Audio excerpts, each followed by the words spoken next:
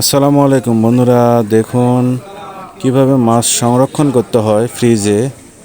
আমাদের মা বোনেরা হয়তোবা এই পদ্ধতি সবাই জানে না, না জানলে জেনে নিন এবং উপকৃত হন।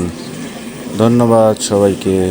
আমাদের বেশি মাছ খোলা না রেখে আমরা পোষণ করে রাখলে কি হবে, আমাদের নিতে ইজি হবে।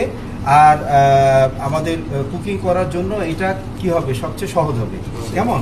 তাই এই যে দেখো আমরা কি করলাম, এই যে প্রথমে 1 2 এইটা 3 4, এই যে 4 পিস দিলাম। এখন কেউ যদি মনে করে ঘরে রাখবে তাহলে তারা ওইটা করতে পারে, বক্সে করে সুন্দর করে তারপরে তারা পোর্শন করে রাখতে পারে। যেমন এখন এটার ভিতর কি করলাম, আমি পানি দিয়ে দিলাম। এই যে এটা পানি দেওয়ার অর্থটা কি জানো তোমরা? পানি দেওয়ার অর্থটা হচ্ছে এই যে মাছ থেকে অনেক সময় গন্ধ আসে না, মাছ থেকে অনেক সময় গন্ধ আসে না, ফিশ আর বিশেষ করে ইলিশ মাছ, এই গন্ধটা আর আসবে না।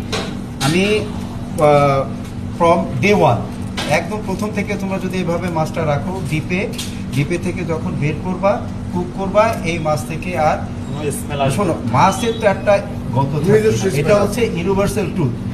কি হবে, মরিলেই জন্মিতে হয়, এটা তো ইউনিভার্সাল ট্রুথ না, কেউ অস্বীকার করতে পারবে?